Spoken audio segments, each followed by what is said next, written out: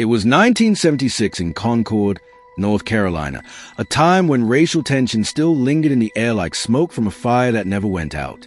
Ronnie Long was a 20-year-old black man, full of hope, love, and the simple dreams of youth. He was known around town, a young man with quiet confidence, a smile that could light up a room, and a heart that believed in fairness.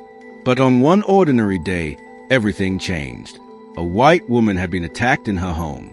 The crime was brutal, and the community was outraged. The police were under pressure to find someone, anyone, to blame. And that someone, by the cool hand of fate and prejudice, became Ronnie Long. Ronnie was accused of breaking into the home of 54-year-old Sarah Boss, raping her, and stealing items from her house. There was no DNA, no fingerprints, no reliable evidence, nothing that truly tied him to the crime. But what he did have against him was the color of his skin, and a system built to fail men like him.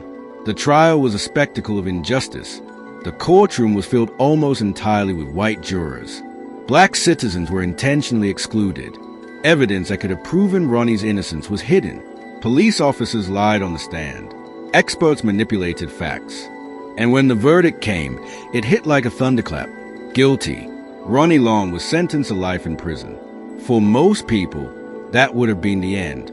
But Ronnie refused to let his soul die behind bars.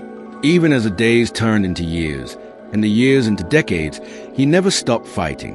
"I'm an innocent man," he would tell anyone who would listen. "I didn't do this." Inside those gray prison walls, Ronnie lost nearly everything. His youth, his freedom. Family members passed away. Friends faded.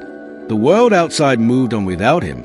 New music, new presidents, new generations, while Ronnie sat in a 6x9 cell for something he didn't do.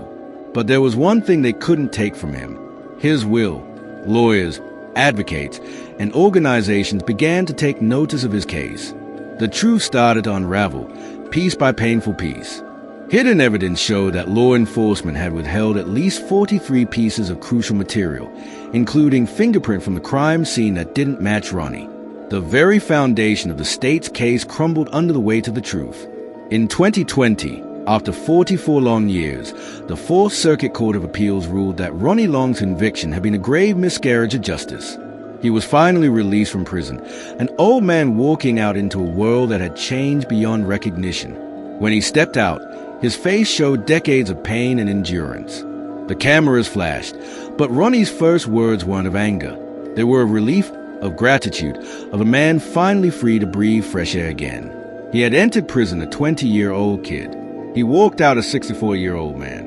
The state of North Carolina eventually granted him a pardon of innocence. They gave him compensation, a symbolic gesture that could never replace what was stolen. 44 years of life, laughter, and love. Ronnie Long's story is not just about one man suffering. It is about a justice system that can destroy lives when truth is ignored.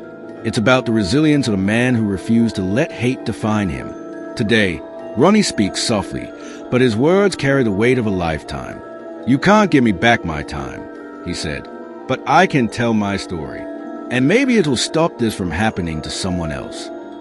Ronnie Long's life is a haunting reminder of the human cost of injustice and the unbreakable power of hope.